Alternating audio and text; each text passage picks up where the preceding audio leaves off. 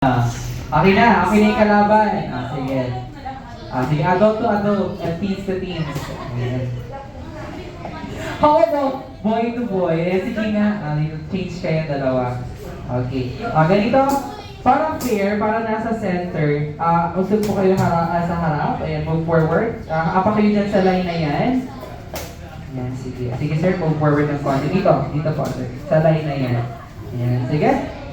Okay, Leo, ready ako ng mga cups natin sa center.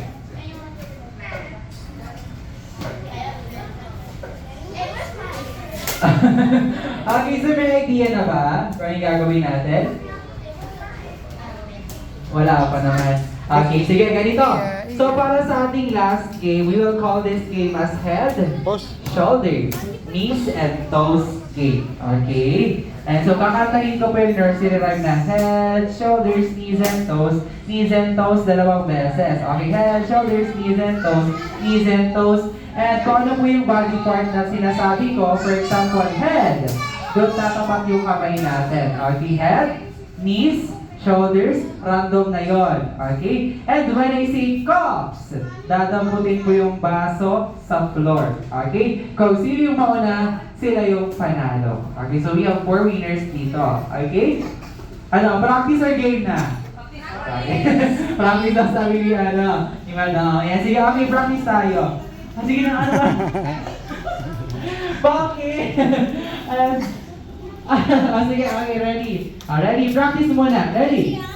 Head, shoulders, knees and toes. One more. Head, shoulders, knees and toes. Head!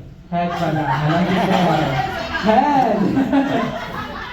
Head, knees, shoulders, head, toes, shoulders, head, knees, head, shoulders, cups. Okay, ganun lang. Okay? Practice lang yun. Sige. Ito, game na to.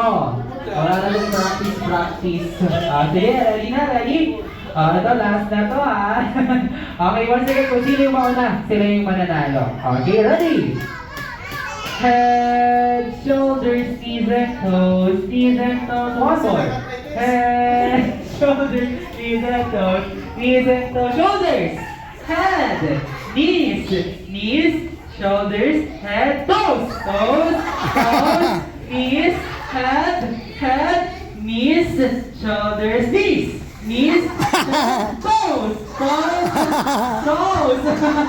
Hala, wala yung toes, head, toes.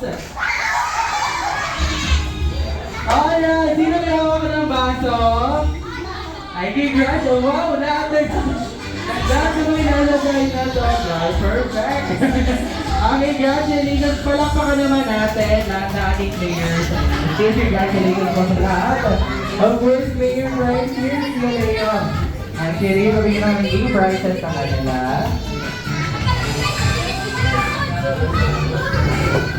Okay, picture muna tayo. Picture muna tayo dito. May call ang Jandro.